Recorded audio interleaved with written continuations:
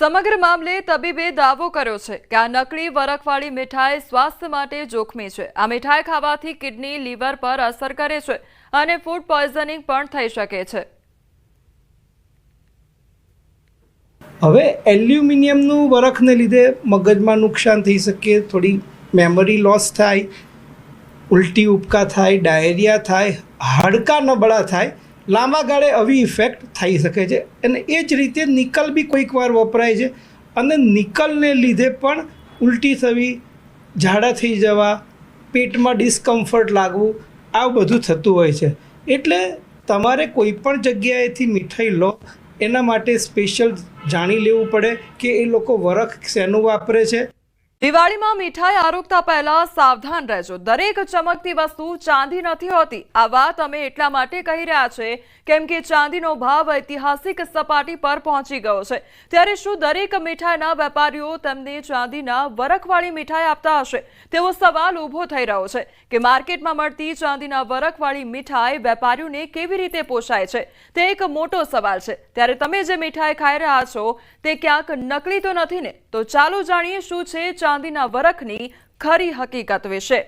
દિવાળીના તહેવારમાં તમે જે મીઠાઈ હોંશે હોંશે ખાઈ રહ્યા છો એ મીઠાઈ એલ્યુમિનિયમના વરખવાળી તો નથી ને? એ મીઠાઈ આરોગ્ય બાદ તમારી તબિયત બગડી શકે છે। મીઠાઈઓ પર અસલી ચાંદીના વરખને કેવી રીતે ઓળખવું તે જાણવું મહત્વપૂર્ણ છે। અમે તમને જણાવીશું કે નકલી વરખવાળી મીઠાઈ કેવી રીતે ઓળખવી।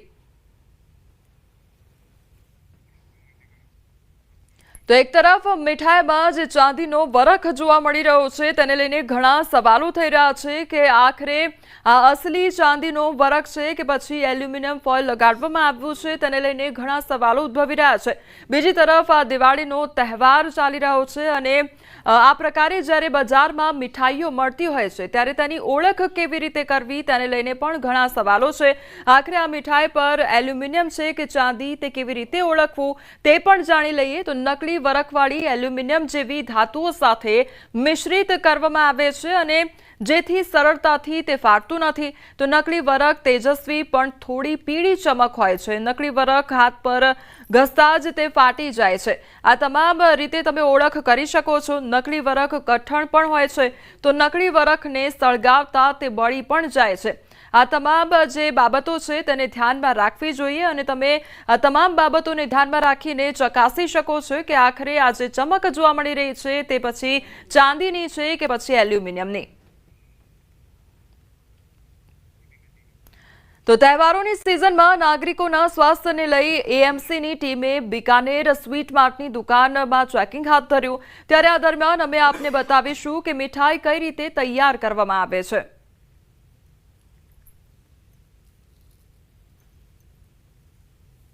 દરેક દેખાતી પીળી વસ્તુ સોનું નથી હોતું, એ જ રીતે દરેક દેખાતું સિલ્વર એ ચાંદી નથી હોતું। એક તરફ ચાંદીનો જે ભાવ છે એ ઐતિહાસિક સપાટી પર પહોંચ્યો છે ત્યારે આ વખતે જે મીઠાઈ છે તેમાં જે રીતે ચાંદીના પરખની જે મીઠાઈ સૌથી વધુ ખવાતી છે, મેં ખાસ કરીને કાજુ કતરી એ દરેક નાનાથી લઈને મોટા માટે એ પસંદ હોય છે એ કાજુ કતરી। પરંતુ આપ જોઈ શકો છો કે ચાંદીની વરખ છે તેમાં પણ અલગ અલગ પ્રકારની ચાંદીની વરખ આવતી હોય છે, તેમાં પણ એલ્યુમિનિયમ હોય, અનેક ડુપ્લિકેટ વસ્તુ ઉપયોગ થતી હોય છે કારણ કે ચાંદીનો જે ભાવ છે તે સતત વધી રહ્યો છે અને ચાંદી છે તે અત્યારે તે સપાટી પર અને સૌથી હાઈએસ્ટ તેનો ભાવ પહોંચી ગયો છે। ફૂડ અધિકારી મહેન્દ્ર સર, જે વાત કરીએ તમારા હાથમાં જે ચાંદીની વરખ જે જોવા મળી રહી છે, ખરેખર આ ચાંદીની વરખ શું હોય છે, ખાવા માટે કેટલી ફાયદાકારક હોય છે અને જે ડુપ્લિકેટ જો આ ચાંદી મળે તો કેટલી હાનિકારક આ ચાંદી હોય છે? અમદાવાદ મ્યુનિસિપલ કોર્પોરેશન દ્વારા હાલમાં દિવાળીના તહેવારોમાં મીઠાઈનું વધારે પ્રમાણમાં વેચાણ થતું હોય છે, જેના અનુસંધાનમાં અમદાવાદ મ્યુનિસિપલ કોર્પોરેશનની ફૂડ વિભાગની ટીમ દ્વારા અલગ અલગ મીઠાઈ બનાવતા, નમકીન બનાવતા, બેકરી પ્રોડક્ટ બનાવતા જે કારખાના અથવા વેચતા વેપારીઓ છે ત્યાં હાલ ચેકિંગ હાથ ધરાઈ રહ્યું છે અને જરૂર જણાય તો ત્યાંથી નમૂના લેવાની પણ કાર્યવાહી કરવામાં આવી રહી છે। હાલમાં એક્ઝામ્પલ તરીકે કાજુ કતરી છે, કાજુ રોલ છે, એમાં ચાંદીના વરખ વપરાતા હોય છે। ચાંદીના વરખનો અત્યારે ભાવ છે એ હાઈ સપાટી ઉપર છે, જેના કારણે વેપારીઓ જો ડુપ્લિકેટ વરખ વાપરતા હોય તો એની સમયે કોર્પોરેશન લાલ આંખ કરી રહ્યું છે। જો ચાંદીનો વરખ છે આપણે જ્યારે હાથથી મસળતા હોઈએ, સમજાવો અમને કઈ રીતનું જે ગ્રાહક પણ ચાંદી આજે કાજુ કતરી લેવા જાય સાહેબ તો ત્યારે એને શું કાળજી લેવાની છે કે તરકને માપી શકે કે આ ખરેખર ઓરિજિનલ સિલ્વર છે? જો ચાંદીનો વરખ જ્યારે હાથમાં લઈને આમ તમે જ્યારે મસળતા હોય અને એ જ્યારે છૂટો થઈ જતો હોય, એકદમ છૂટો થઈ જતો હોય તો એ ઓરિજિનલ છે. અને જ્યારે એની ગોળ જો પિંડી બનતી હોય તો એ ઓરિજિનલ ચાંદીનો વરખ નથી, એ આપણે નરી આંખે જોઈ શકીએ છીએ. ઓકે, એટલે ચાંદી જે રીતે આપણે જ્યારે કોઈ વ્યક્તિ ગ્રાહક જ્યારે પોતાને સ્વીટ લેવા માટે પહોંચે ત્યારે એને બે વસ્તુ ખાસ ધ્યાન રાખવાની હોય છે કે જે ચાંદીની વરખ હોય છે તે પોતે જ્યાં ઘરે પોતાના હાથે ટેસ્ટ કરી શકે. એટલે ફરી એકવાર મારા દર્શકોને બતાવશો કઈ રીતે એ વ્યક્તિ જેને એ પારખી શકે કે તમે જે લઈ રહ્યા છો તે મીઠાઈમાં કેટલું સિલ્વર છે.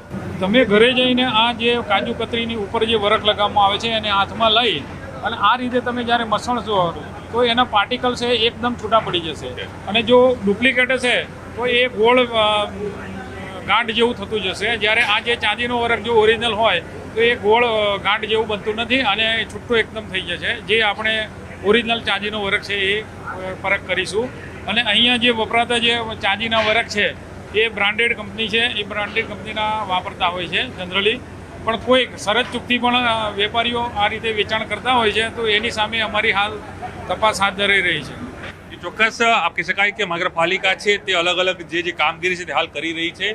અને મુખ્યત્વે મેં પહેલાં જ કહ્યું કે સ્વીટ છે તે આપના મોં પર જ્યારે નાખો છો, જ્યારે તમે આરોગો છો ત્યારે આપને એ ગમતી હોય છે, પરંતુ એની અંદર જે યુઝ થતું જે તત્વો હોય છે તે કેટલું હાનિકારક છે તે પણ એક સમજવાની આપને જરૂર છે. એટલે આપ જ્યારે કોઈ પણ આપણે સ્વીટ લેવા જ્યારે જાઓ છો અને ખાસ કરીને ચાંદીની વરખવાળી જે સ્વીટ લેવા જાઓ છો ત્યારે આપ ચોક્કસપણે એ તપાસ કરજો કે એ ખરેખર ચાંદીની વરખવાળી સ્વીટ છે કે નથી. એ અમારો પ્રયાસ છે કે આપને જે આપ ખાઈ રહ્યા છો તે આપ ચોખ્ખું અને શુદ્ધ એ આપ આરોગો, એ પ્રકારની જ અમારી આ પહેલ છે. તેના જ કારણે અમે આ અહેવાલ છે આપને આ બતાવી રહ્યા છીએ. કેમેરામેન પંકજ મકવાણા સાથે પ્રણવ પટેલ, ન્યૂઝ અમદાવાદ. બિકાનેર સ્વીટ માર્ટના મેનેજરે કહ્યું કે અમે ચાંદીનો વરખ દિલ્હીથી મંગાવીએ છીએ અને ચેક થયા બાદ જ તેનો ઉપયોગ કરવામાં આવે છે. આપણું જે તહેવાર છે બધા બહુ ખૂબસૂરતી ઉજવે છે.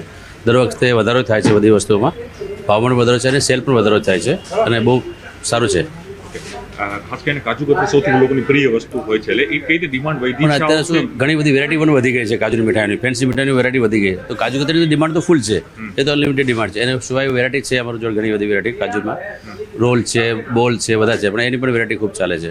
ઓકે, ખાસ કરીને કાજુ કતરી ઉપર જે વરખ લાગતી છે સ્વીટ ઉપર ખાસ કરીને, તો એ આ વખતે ચાંદીનો ભાવ જે ઇન્ક્રીઝ થયો છે એટલે હાઈ ઉપર ગયો છે, તો એમાં કેટલી અસર આપણે જોવા મળે છે? એની ઇન્ક્વાયરી અથવા એની સેલમાં કોઈ ડિફરન્સ જોવા મળ્યું છે? નહીં, કોઈ સેલમાં ડિફરન્સ નહીં જોવા મળ્યું. ઓકે, બરોબર છે. એટલે એ જે ચાંદીની વરખવાળી સિલાઈ છે એનું ફૂલ સેલિંગ અત્યારે થઈ જ રહ્યું છે? હા, ચાલુ છે, થઈ રહ્યું છે. કોઈ આવે ઇન્ક્વાયરી કરે છે મોંઘી થાય એમાં કોઈ ભાવમાં ફેરફાર થયો છે? કોઈ ભાવમાં ફેરફાર દર વર્ષે થાય છે, તો 20 રૂપિયા, 30 રૂપિયા, 40 રૂપિયા કિલો દર વખતે થાય છે. ભાવમાં તો થાય. એટલે આ વખતે કાજુ કતરીના ભાવમાં ગત વર્ષ કરતાં નાનો મોટો ફેરફાર થયો? હા, બિલકુલ થયો. 40 રૂપિયા કિલો ફરક થયો. 40 રૂપિયા કિલો. એનું કારણ શું આપવાનો છે આ ભાવ? એ તો દરેક વખતે કાજુનો ભાવ વધી જાય. જેમ તહેવાર આવે ને તો બધી વસ્તુ મોંઘી થઈ જાય. તહેવાર સમય આવતો કેમ કે એની ક્વોન્ટિટી વધારે થઈ જાય, ડિમાન્ડ તો ટ્રાન્સપોર્ટેશન ચાર્જ છે, મેન પાવર ચાર્જ છે, તો એની બધું વધી જાય. ચાંદીની જે પરખ હોય છે તો એમાં કઈ રીતનું ડિમાન્ડ હોય છે? એ એટલી ચાંદીનું જે વર્ક આવે છે અમારી કંપની ડાયરેક્ટ ત્યાં દિલ્હી પરચેસ કરે છે અને બાબા બ્રાન્ડનું અમે વર્ક લઈએ છીએ. એની પૂરી ક્વોલિટી અમારી ટીમ બેઠેલી હોય, એ બધું ચેક કરીને પછી અમને મોકલે.